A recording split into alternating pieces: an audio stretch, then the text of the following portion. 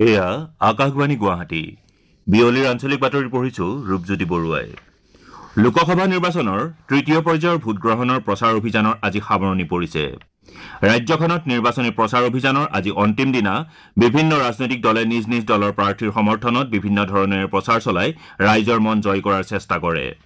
BJP নেতা তথা মুখ্যমন্ত্ৰী ডক্টৰ হিমন্ত বিশ্ব শৰ্মাই আজি মহানগৰীৰ আজাৰাত গুৱাহাটী লোকসভা সমষ্টিৰ বিজেপি মিত্ৰজোঁটৰ প্ৰাৰ্থী বিজুলী কলিতা মেধিৰ হৈ প্ৰচাৰ চলায় ইফালে ভাৰতীয় জনতা পাৰ্টীৰ যুৱ মৰ্চাই আজি খানাপাৰাৰ পশু চিকিৎসা মহাবিদ্যালয় খেলপথাৰৰ পৰা লতাশিল খেলপথাৰলৈ বিজেপি মিত্ৰজোঁটৰ প্ৰাৰ্থীগৰাকীৰ সমৰ্থনত এটা মটৰচাইকেল ৰেলী উলিয়ায় মুখ্যমন্ত্ৰী ডক্টৰ শৰ্মাই আনুষ্ঠানিকভাৱে উদ্বোধন কৰা ৰেলীটোত সাংসদ পল্লৱ লোচন দাস আৰু পবিত্ৰ মাৰ্ঘেৰিটাই অংশগ্ৰহণ কৰে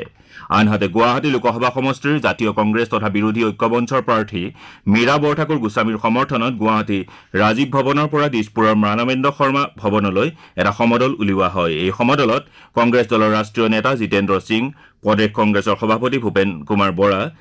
বিৰোধী দলপতি দেৱব্ৰত শইকীয়া সাংসদ অজিত কুমাৰ ভূঞাকে ধৰি বহু নেতা আৰু কৰ্মীয়ে অংশগ্ৰহণ কৰে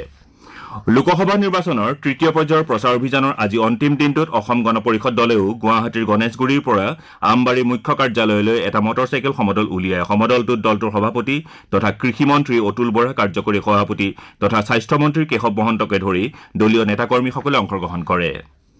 বাক্সা জিলাৰ মানাহ বিধানসভা সমষ্টিত বিজেপি মিত্ৰজোঁটৰ প্ৰাৰ্থী জয়ন্ত বসুমতাৰীৰ হৈ বিজেপিৰ ৰাজ্যিক সভাপতি ভৱেশ কলিতাই নিৰ্বাচনী প্ৰচাৰ চলায় প্ৰচাৰ অনুষ্ঠানটোত কেন্দ্ৰীয় ৰাজ্যমন্ত্ৰী ৰামেশ্বৰ তেলী অংশগ্ৰহণ কৰে ইফালে বিটিআৰৰ উপ মুখ্য কাৰ্যবাহী সদস্য গোবিন্দ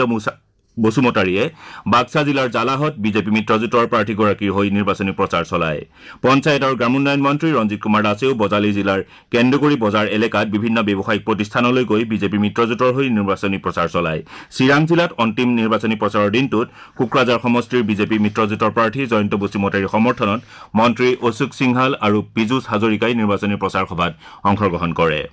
আনহাতে তৃণমূল কংগ্ৰেছৰ প্ৰাৰ্থী গৌৰী শংকৰ শৰণীয়াৰ সমৰ্থনত বিজনীত দলীয় নেত্ৰী তথা ৰাজ্যসভাৰ সাংসদ সুস্মিতা দেৱে নিৰ্বাচনী প্ৰচাৰত অংশগ্ৰহণ কৰে মানকাচৰৰ তিনিটা পৃথক স্থানত কংগ্ৰেছ অগপ আৰু AIUDFেও নিৰ্বাচনী প্ৰচাৰ চলায় তৃতীয় পৰ্যায়ত নিৰ্বাচন হ'বলগীয়া চাৰিটা লোকসভা সমষ্টিৰ অন্তৰ্গত জিলাসমূহৰ যাতায়াতৰ ক্ষেত্ৰত দুৰ্গম ভোটগ্ৰহণ কেন্দ্ৰসমূহলৈ নিৰ্বাচনী বিষয়া কৰ্মচাৰীৰ দল আজি আগতীয়াকৈ ৰাওনা হয়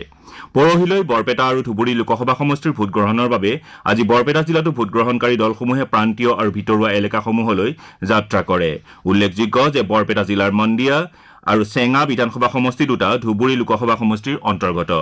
নিৰ্বাচনৰ বাবে বৰপেটাৰ মাধৱ চৌধুৰী মহাবিদ্যালয়ত ষ্ট্ৰং ৰুম স্থাপন কৰা হৈছে বৰপেটা নিৰ্বাচনী জিলাত সৰ্বমুঠ 1034টা ভোটগ্ৰহণ কেন্দ্ৰ আছে ইয়াৰে 112টা কেন্দ্ৰ দুৰ্গম স্থানত অৱস্থিত জিলাখনত ব্ৰহ্মপুত্ৰৰ মাজত থকা শতাধিক চৰসমূহত এই দুৰ্গম কেন্দ্ৰসমূহ অৱস্থিত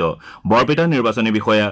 ময়ূৰাক্ষী দত্তই জনোৱা অনুযায়ী এই কেন্দ্ৰসমূহলৈ যোৱাৰ বাবে 5খন ঠাইত মধ্যৱৰ্তী ষ্ট্ৰং ৰুম স্থাপন কৰা হৈছে বাগমাৰা কাছুমাৰা মন্দিয়া বহৰী আৰু ডুমুৰিত এই মধ্যৱৰ্তী ষ্ট্ৰং ৰুমসমূহ আছে নলবাৰী জিলাতো আজি দুৰ্গম ব্ৰহ্মপুত্ৰ নদীৰ চৰ অঞ্চলৰ 51টা ভোটগ্ৰহণ কেন্দ্ৰৰ বাবে নিৰ্বাচনী বিষয়াসকলে ভোটগ্ৰহণ সামগ্ৰীৰ সৈতে যাত্ৰা আৰম্ভ কৰিছে প্ৰায় 370 গৰাকী নিৰ্বাচনী বিষয়াই আজি বিয়লি মুকালমুৱাৰ পৰা নাও ট্ৰেক্টৰ মোহগাড়ী আৰু মটৰ চাইকেলেৰে গন্তব্যস্থানলৈ যায় ৰাজ্যখনৰ তৃতীয় পৰ্যায়ত হ'বলগীয়া নিৰ্বাচনৰ প্ৰতি লক্ষ্য ৰাখি জিলা প্ৰশাসন আৰু আৰক্ষী প্ৰশাসনসমূহে ভোটদাতাৰ সজাগতামূলক ব্যৱস্থা গ্ৰহণ কৰাৰ লগতে নিৰ্বাচনী আচৰণবিধি উলংঘাৰ ঘটনা ৰোধ কৰিবলৈ বিহিত ব্যৱস্থা গ্ৰহণ কৰিছে তৃতীয় পৰ্যায়ৰ নিৰ্বাচনৰ প্ৰতি লক্ষ্য ৰাখি ভোটগ্ৰহণ হ'বলগীয়া জিলাসমূহত সতৰ্কতামূলক ব্যৱস্থা গ্ৰহণ কৰা হৈছে ইয়াৰ লগতে সংশ্লিষ্ট জিলাসমূহত সুৰা নিষিদ্ধ ঘোষণা কৰা হৈছে কোকৰাঝাৰ লোকসভা সমষ্টিৰ অন্তৰ্গত বাক্সা জিলাৰ নিৰ্বাচনী বিষয়াই জিলাখনত আজি বিয়লি 5 বজাৰ পৰা 7 মেৰ বিয়লি 5 বজালৈ সুৰা নিষিদ্ধ ঘোষণা কৰিছে একেটা নিৰ্দেশনাতে জিলা নিৰ্বাচনী বিষয়াগৰাকীয়ে ভোটগণনাৰ বাবে নিৰ্ধাৰিত 4 জুনৰ দিনটোতো ভোটগণনা সমাপ্ত নোহোৱালৈকে জিলাখনত সুৰা নিষিদ্ধ ঘোষণা কৰিছে আনহাতে জিলাখনত আজি বিয়লি 5 বজাৰ পৰা সকলো ধৰণৰ নিৰ্বাচনী প্ৰচাৰৰ সামৰণি পৰিব বুলি নিৰ্দেশনাযোগে কোৱা হৈছে বজালী জিলাতো জিলা আয়ুক্ত তথা নিৰ্বাচনী জিলা বিষয়াই আজি বিয়লি 5 বজাৰ পৰা 7 মেৰ বিয়লি 7 বজালৈ সুৰা নিষিদ্ধ ঘোষণা কৰিছে আমাৰ এতিয়াৰ বাতৰি ইমানতে অন্ত পৰিল